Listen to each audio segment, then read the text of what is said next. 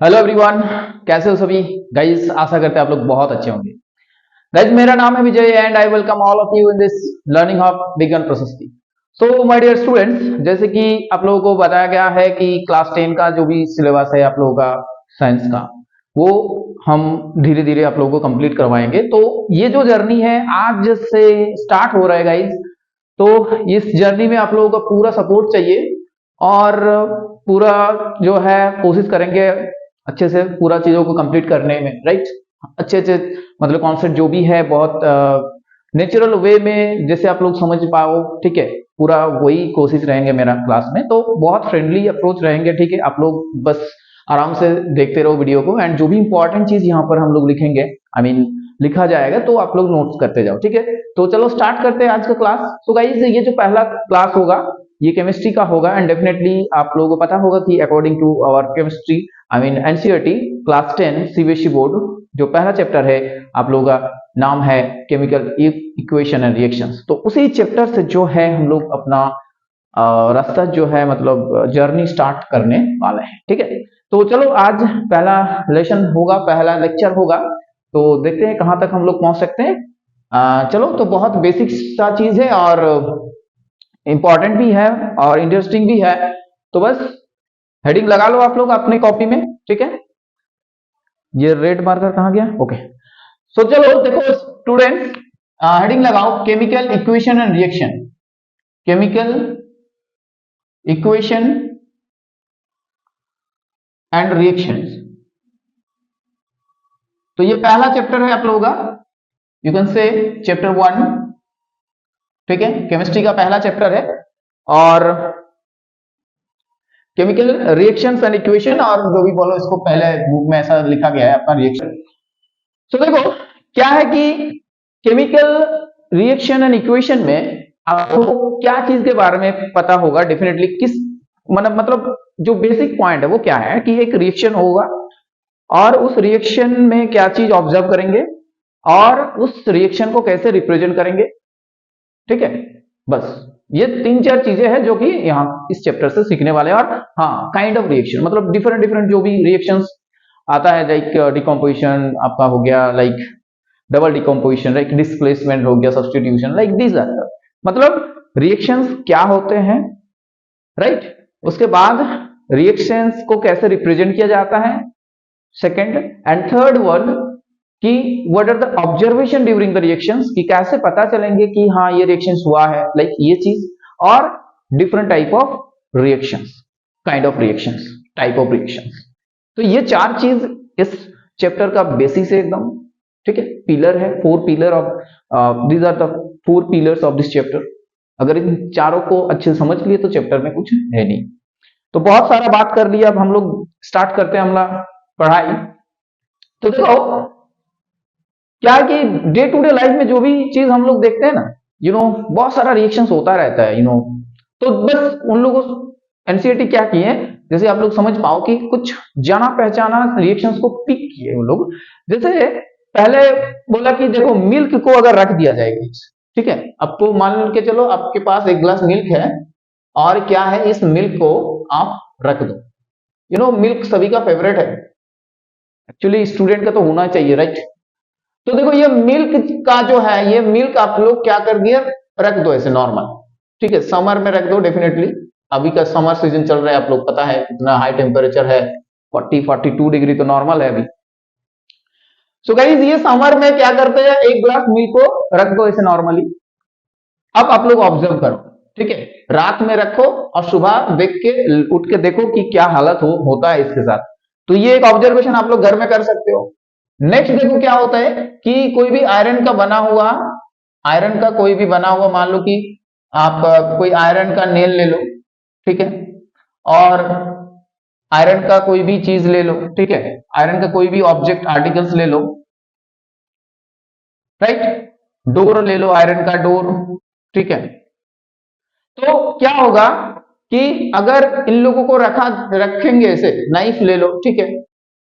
तो इन लोगों को अगर मान लो बाजार से खरीद के लाए और आप क्या कर दिए, इसको एक्सपोज कर दिए एयर में, एक्सपोज टू एयर, और रख दो ऐसे 2-3 दिन 4 दिन रख दो आप लोग मॉइस्चर में, ठीक है। क्या कर दो, इस हालात में इन लोगों को रख दो, मॉइस्चर, राइट, वाटर वेपर रहेंगे वहां पर। अब क्या एनसीईआरटी क्या एग्जांपल लिए यहां पर, देखो कि देखो जो चीज हम लोग मतलब खाना बनाते हैं, लाइक जब हम लोग खाना बनाते हैं, फूड जब कुक किया जाता है उस टाइम क्या चीज होता है, व्हेन फूड इज कुक्ड, ये एक इंपॉर्टेंट बात हुआ यहां से। और कहां कहां चीज केमिकल रिएक्शन, जब हम लोग रेस्पिरेशन करते हैं, राइट, रेस्पिरेशन, ये एक इंपॉर्टेंट चीज हुआ यहां से। डाइजेशन जब होता है गाइस, डाइजेशन, तो ये कुछ ऐसे बात हम लोगों को बता रहे हैं जैसे कि समझ आए कि होता क्या एक्चुअली में केमिकल रिएक्शन। तो यहां हर एक पॉइंट में आप लोग देख सकते हो, पहला में आप लोग देख सकते हो कि मिल्क जो होगा वो अभी जिस हालात में है, मिल्क एकदम प्योर है, आप लोग जब रखे हो यहां पर रात में, अब सुबह उठ के देखोगे तो मिल्क का कुछ हालत बिगड़ जाएगा, ठीक है, ये डिफॉर्म हो जाएंगे पूरा, राइट, एसिडिक हो जाएंगे। तो क्या हुआ कि ये जो इनिशियल था मेरे पास, इनिशियल में जो चीज था यहां पर, और ये फाइनल चीज में जो बदल रहा है, दोनों में क्या है, कंपोजिशन का अंतर आ रहा है। समझ में आया कि नहीं आया? ये जो इनिशियल में था यहां पर, इसका जो कंपोजिशन था, इसका जो केमिकल बिहेवियर था, इसका जो केमिकल नेचर था, ठीक है, ये जब बदल गया तो क्या हुआ कि इन लोगों का केमिकल बिहेवियर, केमिकल नेचर सब बदल गए, टेस्ट बदल गया, कलर बदल गया, राइट। नेक्स्ट देखो, आयरन की अगर बात करें तो आयरन ग्रेइश ब्लैक कलर की होती है, इसे नॉर्मली अगर हम लोग बात करें तो देखो, अगर आयरन नेल में क्या होगा, और ऑब्जेक्ट ले लो कोई भी, ठीक है, तो जब हम लोग रखते हैं इसको ओपन एयर में तो मॉइस्चर आ जाते हैं, ठीक है, ऑक्सीजन आ जाते हैं, राइट। तो क्या होता है गाइस, वहां पर इन प्रेजेंस ऑफ मॉइस्चर ये आयरन बदल जाता है, इसका कलर बदल जाता है, ये एक डिफरेंट कंपाउंड में बदल जाते हैं। ये क्या होता है, आयरन जो कंपाउंड, आयरन जो एलिमेंट है वो एक डिफरेंट कंपाउंड में बदल जाते हैं और इसका केमिकल बिहेवियर चेंज हो जाते हैं एंड ये रास्ट बन जाते हैं, राइट। समझ में आया कि नहीं बताओ, ये क्या हो जाते हैं, रास्ट हो जाते हैं। अब रास्ट और आयरन के में बहुत सारे डिफरेंस है, ठीक है, रास्ट का केमिकल कंपोजिशन अलग है, आयरन का केमिकल कंपोजिशन अलग है। जैसे कि रास्ट जो है मैग्नेटिक बिहेवियर नहीं दिखाते बट आयरन दिखाते हैं, राइट। ऐसे फिजिकल और केमिकल दोनों चेंज हो जा रहे हैं यहां पर, बट यहां पर हम लोग बेसिकली देखेंगे chemical behaviour, chemical nature, chemical properties के ऊपर जिसकी चेंज हो रहा है, ठीक है, समझ में आ रहा है। तो आयरन जो है यहां पर रास्ट बन गया, और गाइज रास्ट का फॉर्मूला हम लोग को पता है Fe2O3.XH2O, इस हिसाब से लिखा जाता है। देखो आयरन था, अब बन गया आयरन ऑक्साइड। अब देखो यहां जो हो रहा है गाइज, फूड जब कुकिंग किया जाता है, आप लोग देख सकते हो कि जैसे मान लो कि कुछ खाना बनाया जा रहा है, तो जब इनिशियल मटेरियल जो भी चीज लिया जाता है उसका टेस्ट अलग होता है, ठीक है, उसमें टेक्सचर अलग होता है। अब जब वो बन के तैयार हो जाते हैं ना, तब ये चीज बदल जाता है, उसका टेस्ट डिफरेंट हो जाते हैं, ठीक है, कलर डिफरेंट हो जाता है, टेक्सचर अलग अलग हो जाते हैं, स्वाद बदल जाते हैं उसका। तो ये फूड कुक्ड जो होता है तो भी ये क्या होता है, एक रिएक्शन होता है, एक केमिकल चेंज होता है। समझ में आया कि नहीं बताओ। अब रेस्पिरेशन के टाइम भी यही होता है, रेस्पिरेशन के टाइम जब हम लोग ऑक्सीजन लेते हैं, राइट, और जब ये डाइजेशन करते हैं, अंदर जो भी फूड मॉलिक्यूल लेते हैं वहां पर डाइजेशन होता है, ठीक है। रेस्पिरेशन के दौरान बहुत सारा चीज बनता है, जैसे कार्बन डाइऑक्साइड हो गया मेनली, अगर आपको एरोबिक ऑक्सीडेशन की बात करें तो, ठीक है, carbon dioxide and water molecule बनेंगे वहां पर।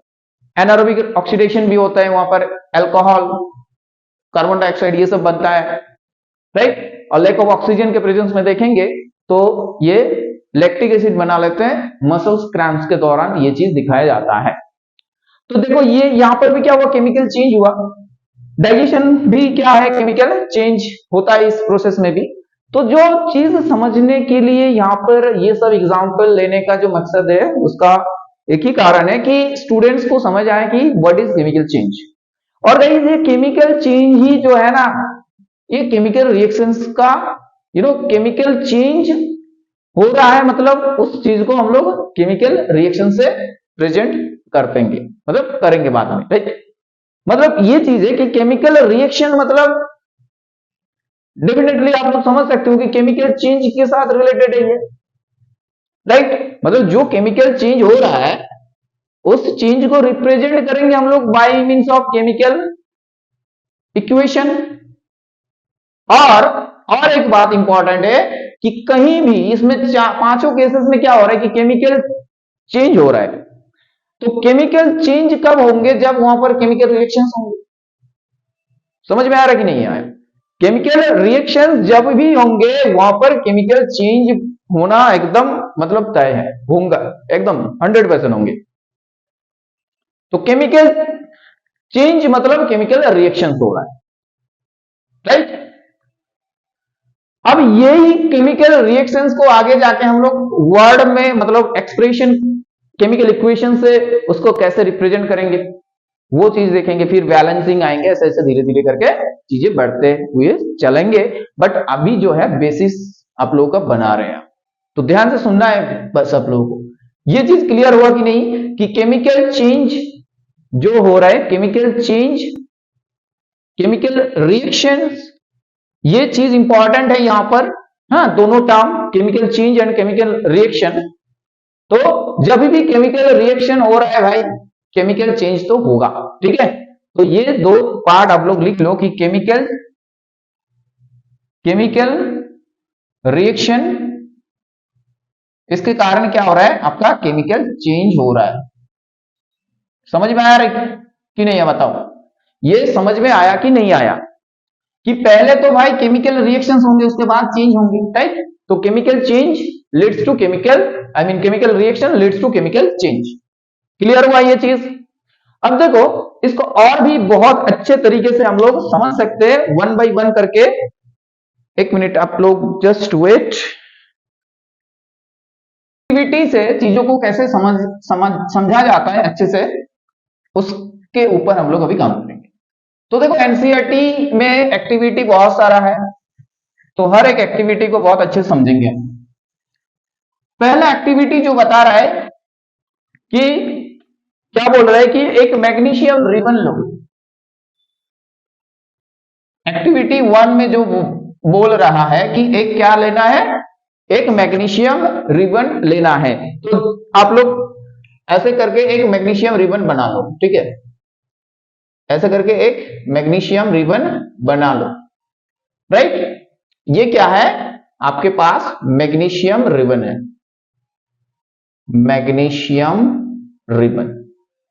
अब देखो ये मैग्नीशियम रिबन बहुत दिनों से ऐसे पड़ा हुआ था और मैग्नीशियम रिएक्टिव भी है, तो क्या होंगे? ऑक्सीजन के साथ रिएक्शन करके यहां पर थोड़ा थोड़ा करके क्या होंगे? यहां पर एक ऑक्साइड का लेयर देख सकते हो, बट उसको हटाएंगे हम लोग।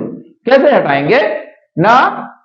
ये हम लोग क्या करेंगे? रब करेंगे, ठीक है। इसको क्या करेंगे? रबिंग करेंगे। और रबिंग करेंगे सैंड पेपर की मदद से।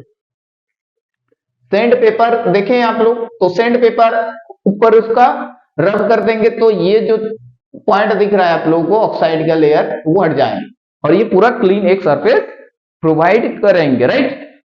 अब इसको लेके क्या करना होगा? थोड़ा सा पार्ट कट करके इसको टोंग से पकड़ के, राइट। इसको टोंग से पकड़ के इसको थोड़ा पार्ट ले लो और इसको टोंग से पकड़ लो, ठीक है।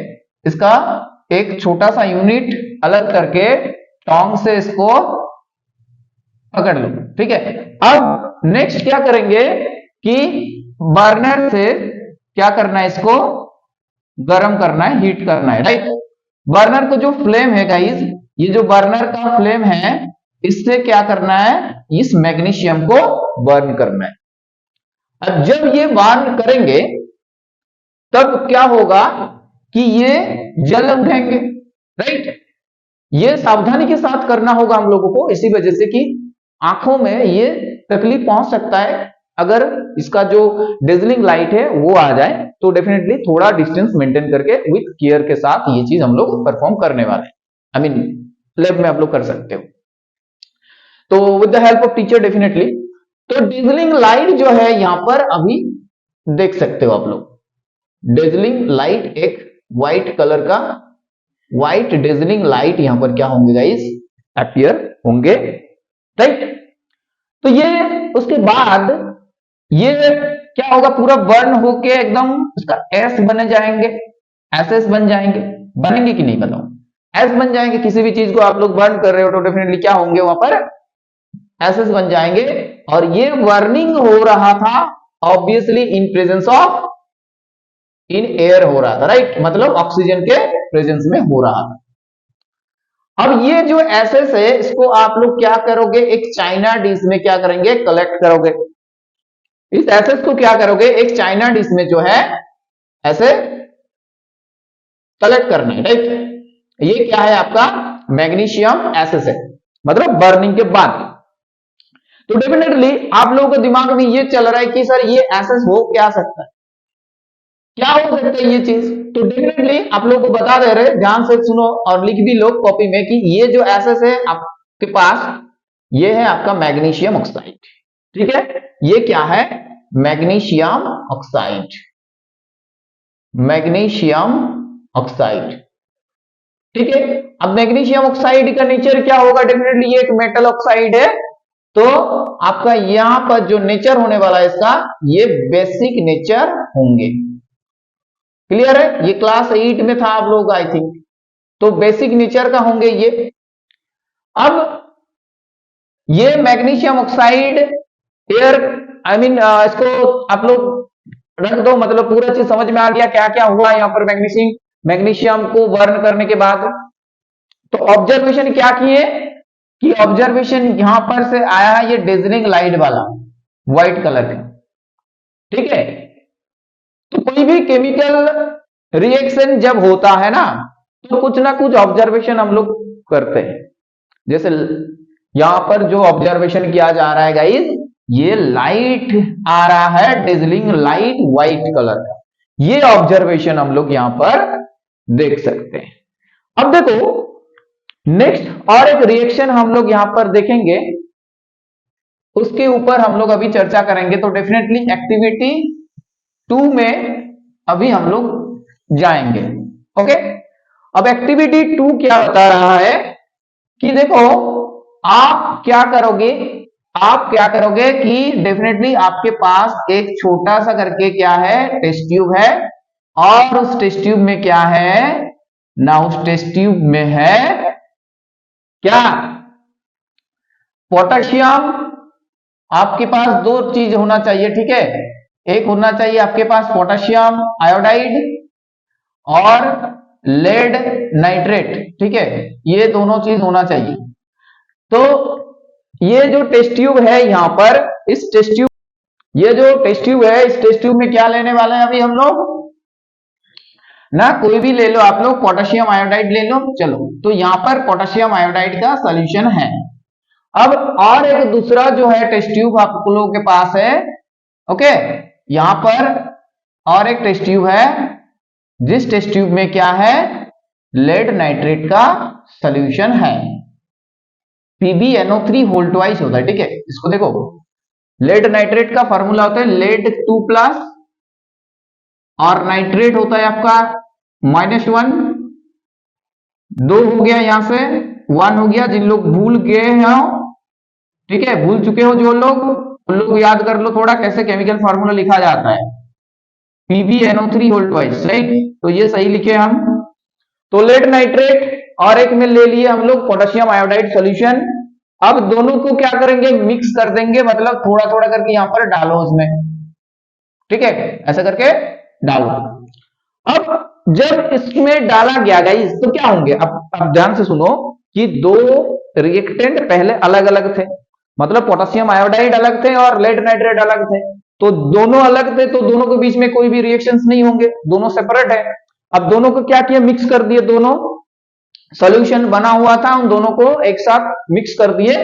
अब मिक्स करने के बाद क्या होगा, लेड नाइट्रेट और KI के बीच में केमिकल रिएक्शंस बनेंगे, और उसका ऑब्जर्वेशन हम लोग क्या देखेंगे, यहां पर ऑब्जर्वेशन देखेंगे कि एक येलो प्रेसिपिटेट, एक क्या आएंगे, येलो पीपीटी और प्रेसिपिटेट यहां पर फॉर्म होंगे।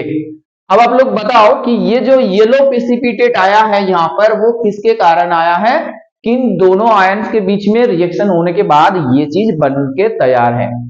देखो तो देखो यहां पर लेड 2+ आयंस है कि नहीं बताओ, ध्यान से सुनना है सभी को कि यहां पर लेड 2+ आयन है कि नहीं। लेड नाइट्रेट आयनिक कंपाउंड है तो लेड 2+ आयन रहेंगे। अब यहां जो है इस टेस्ट ट्यूब में आपका आयोडाइड माइनस आयन रहेंगे। समझ में आया कि नहीं बताओ। लेड नहीं दिख रहा है, अच्छा ये नीचे लिखते हैं, दिख जाएंगे। तो यहां है लेड 2+ आयन, ठीक है, और ये है आपका आयोडाइड आयन। दोनों जब एक साथ मतलब अप्रोच करेंगे ना तो क्या बनेंगे, देखो बनाओ यहां पर क्या बनने वाला है। देखो आपके पास लेड 2+ आयन और यहां है आयोडाइड आयन। देखो पॉजिटिव पॉजिटिव में तो बनता नहीं है ना, पॉजिटिव पॉजिटिव में तो सॉल्ट नहीं बनेगा। तो एक तो आपका पॉजिटिव पार्ट होंगे और एक नेगेटिव पार्ट होंगे, दोनों को मिला के हम लोग ऐसे एक सॉल्ट बना सकते हैं। तो डेफिनेटली यहां जो बनेंगे सॉल्ट वो आपका होगा PbI2।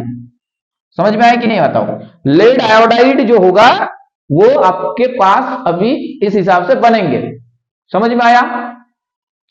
तो ये लेड आयोडाइड का जो कलर है ना गाइस, ये ही कलर जो है आपका क्या है, येलो कलर का है, ठीक है। ये लेड आयोडाइड जो यहां पर येलो प्रेसिपिटेट लिखे है ना यहां पर, ये आपका लेड आयोडाइड के वजह से हो रहा है। तो देखो ये जो एक्टिविटी 2 करने का जो यहां पर एम था हम लोगों का, वो था कि देखो केमिकल रिएक्शन में क्या हो रहा है कि ऐसा भी हो सकता है कि कोई प्रेसिपिटेट बन जाए, ठीक है, कोई प्रेसिपिटेट भी बन जा सकता है ऐसे केमिकल रिएक्शन में। फर्स्ट में देखे कि डेजलिंग लाइट बन रहा है, यहां देखे कि येलो प्रेसिपिटेट बना, ठीक है। हाँ सिर्फ प्रेसिपिटेट ही नहीं बना, येलो कलर का बना, मतलब कलर भी चेंज हो सकते हैं। समझ में आया कि नहीं आया। तो ये एक्टिविटी 2 से ये चीज समझ में आ गया है। अब एक्टिविटी 3 में अगर हम लोग बात करें तो क्या होगा, यहां पर देखो एक कॉनिकल फ्लैक्स और टेस्ट ट्यूब भी ले सकते हो आप लोग ऐसे करके, और उसमें क्या लेना है, उसमें लेना है डाइल्यूट HCl और HCl और H2SO4 कोई भी आप लोग यहां पर ले सकते हो, राइट। अब ये HCl क्या है ना, एक स्ट्रॉन्ग एसिड है। HCl क्या है, एक स्ट्रॉन्ग एसिड है। देखो बहुत बेसिक सा चीज बताया, कोई भी स्टूडेंट फर्स्ट लेक्चर से देख रहे हो तो कोई भी दिक्कत ना हो, किसी को कोई भी दिक्कत का सामना किसी भी स्टूडेंट को ना करने पड़े, इसी वजह से सारा चीज बता रहे हैं। HCl क्या है गाइस, स्ट्रॉन्ग एसिड है, मतलब पूरी पूरी जो है ये टूट जाएंगे H+ और Cl- में। अब यहां दे रहे हैं हम लोग जिंक ग्रेन्यूल्स, ठीक है, यहां दे रहे हैं हम लोग जिंक डस्ट और जिंक ग्रेन्यूल्स जो है यहां हम लोग देंगे। तो जब यहां पर जिंक ग्रेन्यूल्स और जिंक डस्ट दिया जाएगा दोस्तों, तो क्या होगा, दोनों के बीच में रिएक्शंस होंगे, अर्थात ये जो मेटल है ये मेटल और एसिड के बीच में क्या होगा, रिएक्शंस बनेंगे। और ये रिएक्शंस के दौरान क्या बनेंगे, यहां पर कुछ प्रोडक्ट्स बनेंगे। तो ऑब्जर्वेशन ये देखें हम लोग यहां पर कि यहां से क्या हुआ कि ये जो कॉर्क से बंद हुआ है और ऐसे करके एक एक्सटर्नल ये नॉल से कनेक्टेड है, ऐसे ग्लास रॉड से, राइट, होलो ग्लास रॉड से कनेक्टेड है। और यहां से क्या हो रहा है, एक गैस निकल रहा है दोस्तों, यहां से क्या निकल रहा है, एक गैस निकल रहा है। और इसको और भी अच्छे तरीके से इसका केमिकल नेचर को समझने के लिए क्या किया गया, यहां पर एक बर्निंग कैंडल और बर्निंग मैच स्टिक को लेकर आ जाओ। क्या हुआ कि यहां पर एक बर्निंग मैच स्टिक को लेकर आ जाओ, ये जो है आपके पास बर्निंग करता हुआ एक कैंडल है और एक मैच स्टिक है, ठीक है। क्या है, एक मैच स्टिक और एक बर्निंग कैंडल आप लोग यहां ले सकते हो। तो गाइस क्या होगा कि ये जो बर्निंग कैंडल है और बर्निंग मैस्टिक है, ये आपका क्या होंगे, पॉप साउंड करके बंद हो जाएंगे, राइट। ये पॉप साउंड करके ये बर्निंग होने वाला जो मैस्टिक था वो ऑफ हो जाएंगे, राइट, एक्सटिंग्विश कर जाएंगे ये। तो इससे ये चीज पता चल रहा है कि यहां पर कुछ ना कुछ तो गैस जरूर है, और उस गैस फ्लेमेबल है, मतलब वहां वो अच्छा खासा मतलब एनर्जी भी प्रोड्यूस कर सकता है, राइट, फ्यूल के हिसाब से काम भी कर सकता है। और उसका नेचर को ऐसे पता चल जाएगा हम लोगों को कि हाँ, अगर पॉप साउंड करेंगे तो पता है ऑलरेडी कि ये हाइड्रोजन को छोड़ के और कोई नहीं हो सकता। जो ये पॉप साउंड करता है वो एक ही है, हाइड्रोजन। तो यहां पे क्या पता चला कि कुछ गैस इवॉल्व होंगे। क्या होगा, कुछ गैस इवॉल्व होंगे, हो सकता है वो हाइड्रोजन गैस है इस हिसाब से जैसे हाइड्रोजन गैस हो रहा है, राइट। अब देखो, कोई जब गैस इवॉल्व होते हैं ना, तो हम लोग क्या लिखते हैं, इसको ऐसा एरो करके ऊपर लिख देते हैं ना कि कोई भी चीज चलो यहां से इवॉल्व हो रहा है। समझ में आया, क्लियर हो रहा है चीजें। तो जैसे कि यहां पर मेटल है और एसिड है, दोनों के बीच में रिएक्शन हुआ, रिएक्शन होने के बाद कोई नया मतलब गैस फॉर्म हुआ, राइट। तो ये यहां पर ऑब्जर्वेशन। तो ऐसे में आप लोग और भी बहुत सारा चीजें देख सकते हो कि ये केमिकल रिएक्शन हमेशा क्या हो रहा है, कुछ ना कुछ चेंजेस आ रहा है, मतलब कुछ केमिकल रिएक्शंस का कुछ कैरेक्टरिस्टिक है जो समझाना चाहते हैं कि हाँ, रिएक्शंस हो रहा है, कुछ चेंज हुआ है वहां पर। तो ये ऑब्जर्वेशन से हम लोगों को ये सीख मिला यहां पर कि मतलब ये हम लोग सीख पाए यहां से कि देखो, कोई भी केमिकल रिएक्शंस जब होता है तो वहां पर क्या होगा कि कलर चेंज हो सकता है, कुछ मतलब गैसेस इवॉल्व होंगे, कुछ प्रेसिपिटेट बनेंगे, ठीक है, कलर चेंज होगा, प्रेसिपिटेट बनेंगे, गैस इवॉल्व होंगे, स्टेट का चेंज होगा, स्टेट का चेंज होगा। इसका क्या मतलब है, स्टेट चेंज हो जाएंगे, मतलब देखो, स्टेट चेंज हो जाना मतलब जैसे कि देखो, एक वैक्स है, ठीक है, अब इसको आप लोग बर्न कर रही हो, राइट, एयर में बर्न कर रही हो इसको। अब ये वैक्स बदल गया आपका कार्बन डाइऑक्साइड में, ये बदल गया वाटर वेपर में, राइट। तो इसका जो सॉलिड, ये सॉलिड पहले था, इसमें क्या था, इसका जो फिजिकल आपका अपीयरेंस था, तो ये क्या था, सॉलिड फॉर्म में था, राइट। अब देखो, आफ्टर रिएक्शन ये गैस में बदल गया ना, तो स्टेट चेंज हुआ कि नहीं बताओ, स्टेट चेंज हुआ कि नहीं बताओ, ये चीज हो सकता है यहां पर। और देखो, और एक चीज, ये जो है ना यहां पर, ये जिंक जब हम लोग HCl में डाल रहे हैं यहां, तो इस हिसाब से देख सकते हो यहां पर, जैसे कि टच करेंगे ना, हल्के से टच करेंगे उस कॉनिकल को, तो वहां ऐसा फील आएगा कि कुछ गर्मी लग रहा है भाई, कुछ गर्मी लग रहा है यहां पर, अर्थात कुछ हीट जो है बना है। तो हीट भी इवॉल्व हो सकता है कोई भी रिएक्शन में, और ऐसा भी हो सकता है कि हीट कम हो जाए सिस्टम से, हीट एलिमिनेट हो जाए सिस्टम से, अर्थात कूल डाउन हो जाए सिस्टम, ठंडा लगेगा टच करने में। तो देखो क्या हो रहा है कि इसको ना अच्छे से हम लोग लिख दे रहे हैं, तो आप लोगों को अच्छा खासा मदद मिल जाएगा यहां से। तो एक केमिकल रिएक्शंस में क्या क्या चीजें ऑब्जर्व करते हैं हम लोग, ठीक है, कैसे पता चलेगा किसी को कि कोई रिएक्शन, केमिकल रिएक्शंस हुआ है। समझ में आया कि नहीं है, बताओ, समझ में आया कि नहीं आया। तो characteristic of chemical reaction, characteristic of chemical reaction, chemical reaction लिख लो आप लोग एक बार कि देखो क्या होता है कि चेंज इन स्टेट, ये चीज इंपॉर्टेंट है, change in state, okay, change in state. दूसरा बात तो ये हो सकता है कि evolution of gas, evolution of gas ये होता है। थर्ड होता है क्या, कलर चेंज, कलर चेंज हो सकता है केमिकल रिएक्शंस के दौरान, फोर्थ पॉइंट ये होगा कि प्रेसिपिटेट बनेंगे, फॉर्मेशन ऑफ प्रेसिपिटेट, ठीक है, प्रेसिपिटेट फॉर्म होंगे, राइट। और change in temperature, change in temperature,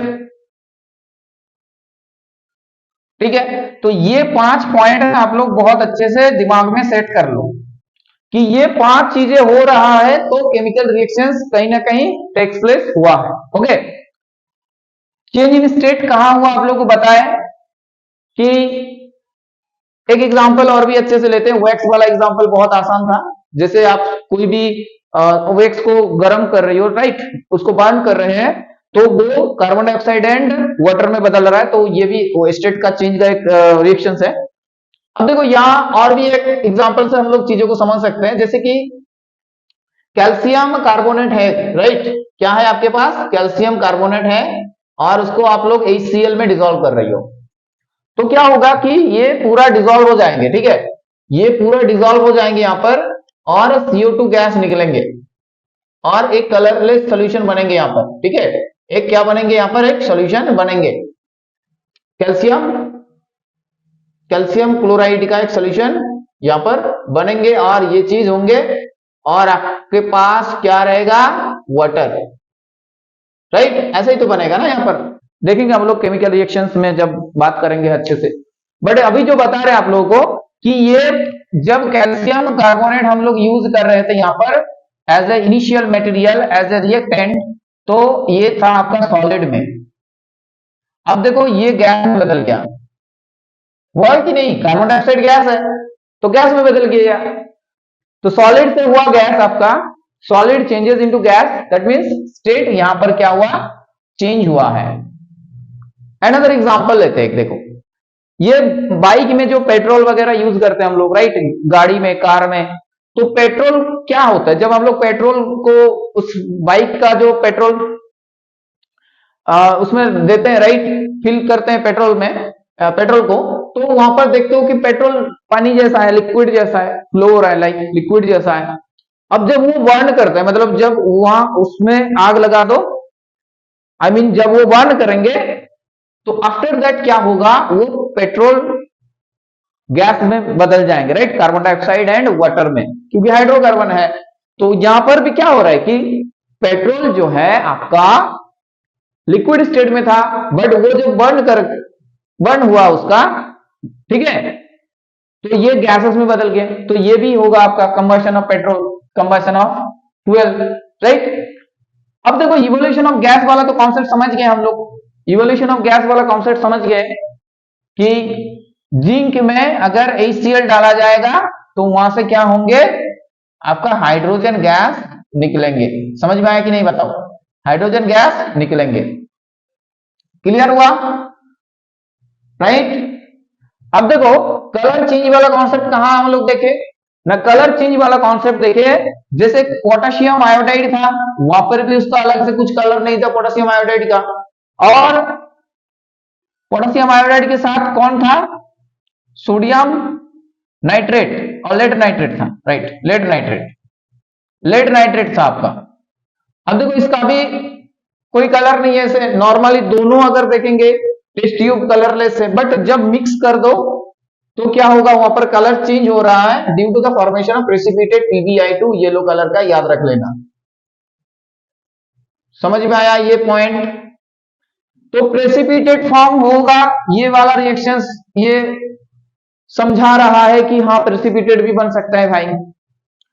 देखो चेंज इन टेम्परेचर वाला चीज अगर देखें हम लोग तो इसको पकड़ लो, इस रिएक्शन में क्या होता है कि हाइड्रोजन गैस के साथ साथ इस कॉनिकल फ्लैक्स को अगर टच करोगे आप लोग तो वहां क्या होंगे, थोड़ा बहुत हीट महसूस करोगे, क्या करोगे, हीट महसूस करोगे। तो इसका मतलब है क्या कि हीट तो बन रहा है यहां पर, तो चेंज इन टेम्परेचर हुआ है, ठीक है, समझ में आया ना। चेंज इन टेम्परेचर मतलब जैसे टेम्परेचर बढ़ गया है ऐसे, तो हीट इवॉल्व होंगे तो टेम्परेचर बढ़ जाएंगे डेफिनेटली।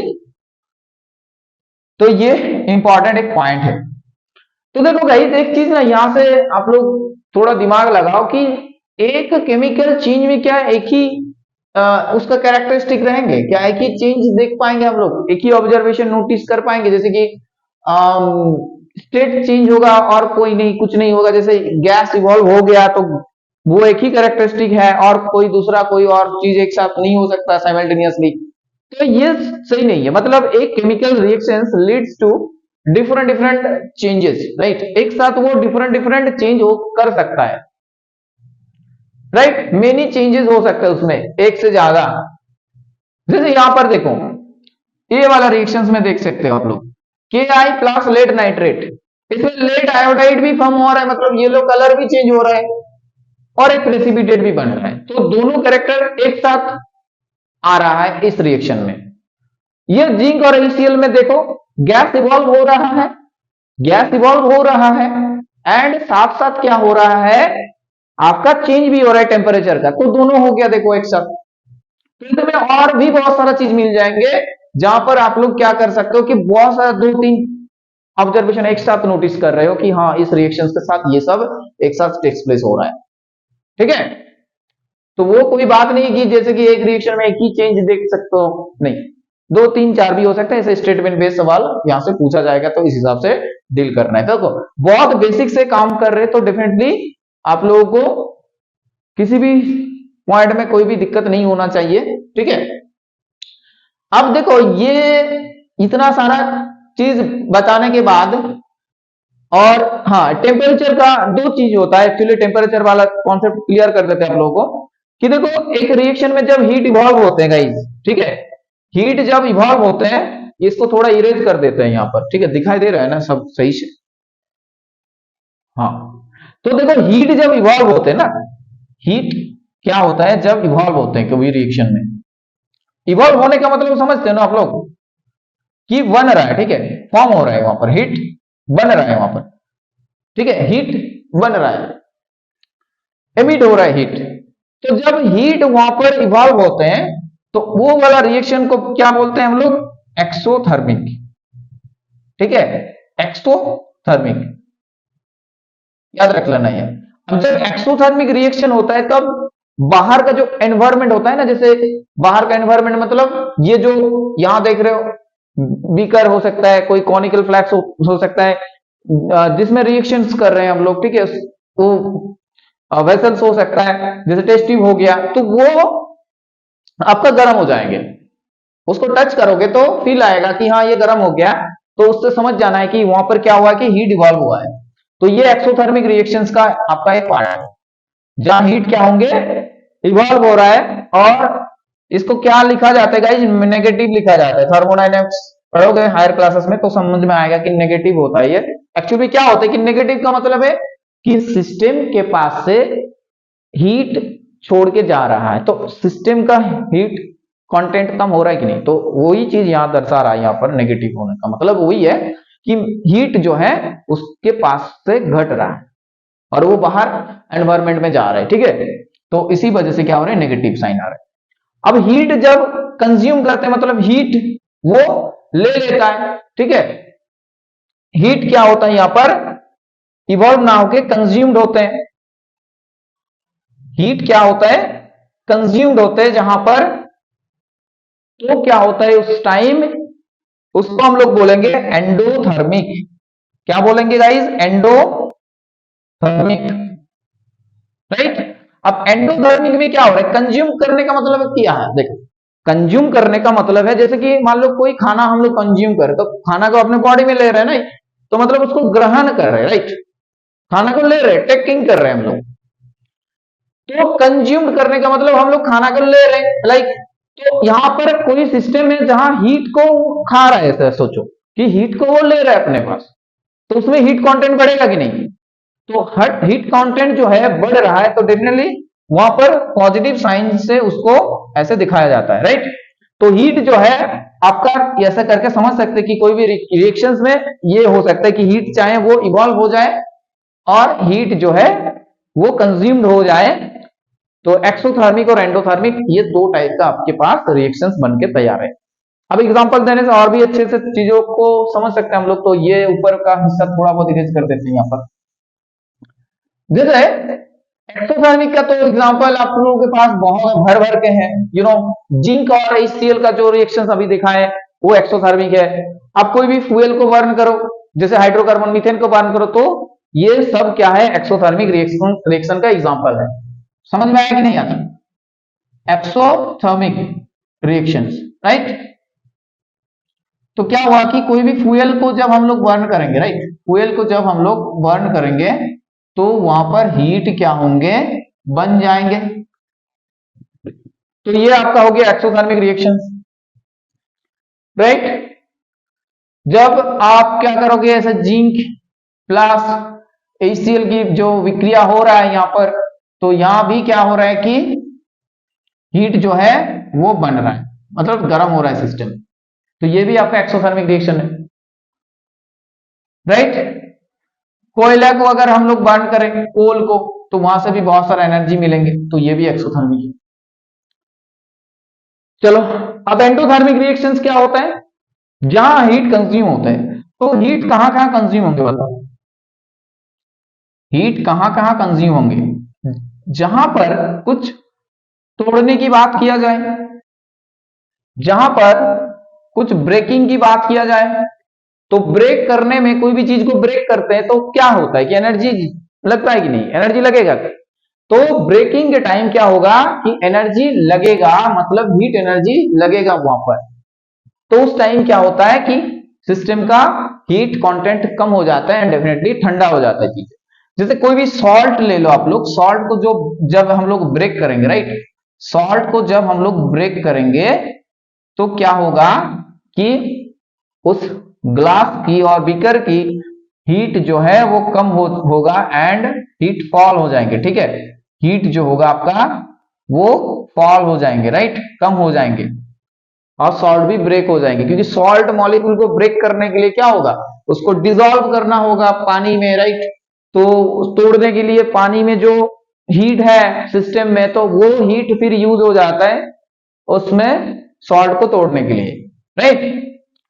उस क्रिस्टल को तोड़ने के लिए वहां पर वो वाला एनर्जी यूज हो जाता है। अब आगे बढ़ते हैं, और भी एग्जांपल है बहुत सारा। जैसे देखो, एमोनियम क्लोराइड है NH4Cl, ठीक है, और आपके पास है बेरियम ऑक्साइड, राइट। तो यहां पर देखेंगे तो क्या होगा, ये सिस्टम को ठंडा कर देंगे, मतलब ये रिएक्शन होने के बाद हीट ड्रॉप कर जाएंगे सिस्टम का। ये आपका क्या होगा, रिएक्शंस एमोनियम हाइड्रोक्साइड होंगे डेफिनेटली, और आपके पास बन के क्या तैयार होंगे, बेरियम क्लोराइड, ठीक है। तो ये रिएक्शंस में क्या होता है कि हीट ड्रॉप कर जाते हैं, और एंडोथर्मिक रिएक्शंस का एक एग्जांपल है। क्लियर हुआ? और कुछ बताएं आप लोगों को, प्रेसिपिटेशन रिएक्शंस और एक दिमाग में आ रहा है मेरा अभी, तो ये ऐसे इरेज कर लो, और चाहे लिख भी सकते हो आप लोग। देखो, और एक प्रेसिपिटेशन का रिएक्शन बता देते हैं आप लोगों को, पीपीटी का और एक प्रेसिपिटेशन रिएक्शन बता देते हैं। जैसे देखो, सिल्वर नाइट्रेट है, ठीक है, सबको पता है सिल्वर नाइट्रेट क्या होता है, AgNO3। अब उसमें क्या कर रहे हैं हम लोग, NaCl जो कि टेबल सॉल्ट है उसका सॉल्यूशन लिए है सोडियम क्लोराइड। अब इन दोनों के बीच में जब भी रिएक्शन होगा तो क्या होगा कि एक प्रेसिपिटेट बनेंगे। देखो, NaCl और AgNO3 दोनों में कोई ऐसा ऑब्जर्वेशन नहीं दिख रहा है कि हाँ चलो इसका कलर ऐसा है वा उसका जो प्रेसिपिटेट बन के ऑलरेडी है, ऐसा नहीं है। बट जब भी इन दोनों को मिक्स कर देंगे हम लोग, तो क्या होंगे, वहां पर सिल्वर क्लोराइड की जो है गाइस, यहां पर एक व्हाइट कलर का प्रेसिपिटेट बन के तैयार होंगे, राइट। यहां पर क्या होंगे कि सिल्वर क्लोराइड का एक व्हाइट प्रेसिपिटेट बनेंगे और सोडियम नाइट्रेट ऐसे करके बन जाएंगे। तो देखो, ये पहला जो लेक्चर हुआ अभी, इसको ज्यादा लंबा नहीं बनाएंगे, छोटा छोटा पार्ट में डिवाइड करेंगे। तो इसमें हम लोग क्या देखें कि डे टू डे लाइफ में कुछ केमिकल रिएक्शंस के बारे में बात की, जैसे मिल्क का जो शोर में बदल जाना, राइट, मिल्क का जो आपका रख देने से क्या हो जाता है, चेंजेस लाइक रास्टिंग और आपका डाइजेशन, रेस्पिरेशन, ये सब नॉर्मल स्टार्ट किए हम लोग। नेक्स्ट कि बहुत सारे केमिकल चेंज में क्या होता है, केमिकल रिएक्शंस होते हैं। तो केमिकल रिएक्शंस से मतलब chemical reactions leads to chemical change. कहीं पर भी केमिकल चेंजेज हो रहा है मतलब केमिकल रिएक्शंस हो रहा है उसके पीछे, ये है चीज। अब नेक्स्ट क्या देखें हम लोग कि एक केमिकल रिएक्शंस में क्या क्या चीज ऑब्जर्व होता है, मतलब कैसे पता चलेगा भाई हम लोगों को कि हाँ केमिकल रिएक्शंस हुआ है। तो उसका भी देखें हम लोग बहुत सारा ऑब्जर्वेशन की, हीट इवॉल्व होगा तो केमिकल रिएक्शंस हो सकता है, लाइक कोई गैस इवॉल्व होंगे, कोई कलर चीज होंगे सिस्टम का तो केमिकल रिएक्शंस हो सकता है। और आपके पास अगर कुछ प्रेसिपिटेशन बना तो क्या होगा कि केमिकल चेंज हो सकता है। तो ऐसे करके जो कैरेक्टरिस्टिक है, कॉमन कैरेक्टरिस्टिक, उन लोगों को हम लोग एक्टिविटी के दौरान समझे, लाइक राइट, समझ में आया। जिंक के साथ जैसे कि ACl का जो एक्टिविटी वो समझाए आप लोगों को, मैग्नीशियम को बर्न करेंगे तो मैग्नीशियम ऑक्साइड बनेंगे, वो चीज समझाए आप लोगों को। एंड जो पोटेशियम आयोडाइड के साथ आपका पोटेशियम आयोडाइड के साथ किसका रिएक्शन हो रहा था, लेड नाइट्रेट का, राइट। तो वो चीज से हम लोग प्रेसिपिटेशन वाला समझे, PbI2 का जो येलो कलर होता है। तो ऐसे करके सारा चीज समझ लिए पहला वीडियो में, एक नॉर्मल कॉन्सेप्ट हो गया कि केमिकल रिएक्शंस होता क्या है। अब गाइस क्या होगा कि ये जो केमिकल रिएक्शंस है ना, इसको हम लोग रिप्रेजेंट करेंगे by the help of chemical equation, ठीक है। उसमें क्या करेंगे, केमिकल इक्वेशंस में दो टाइप में करेंगे, जैसे कि पहले तो वर्ड में लिखेंगे word equations, then symbolic representation होगा, एटॉमिक फॉर्म में लिखेंगे, राइट। अब नेक्स्ट बैलेंस करेंगे। तो देखो कॉन्सेप्ट क्लियर करेंगे धीरे धीरे, और अच्छा मार्क्स भी हम लोग ला सकते हैं केमिस्ट्री में, राइट। साइंस, पूरा साइंस में अच्छा मार्क्स ले सकते हैं ऐसे करके अगर चलेंगे तो आई होप आप लोगों को किसी भी पॉइंट में कोई दिक्कत नहीं हुआ है, बहुत अच्छे से, बहुत आराम से, ठीक है, हर एक चीज को बताएं। आशा करते हैं आप लोगों को बहुत अच्छा लगा होगा ये वीडियो। तो डेफिनेटली अगर अच्छा लगा है तो you can share with your friends and tell them to subscribe our channel. And guys ये नेक्स्ट लेक्चर बहुत ही जल्द आने वाला है, राइट। तो उसमें हम लोग केमिकल इक्वेशंस के ऊपर काम करेंगे, राइट, बैलेंसिंग के ऊपर काम करेंगे, बहुत सारा एग्जांपल लेके आएंगे, समझाएंगे आप लोगों को बहुत अच्छे तरीके से। सो गाइज रखते हैं आज यहीं पर, all of you bye and take care, okay.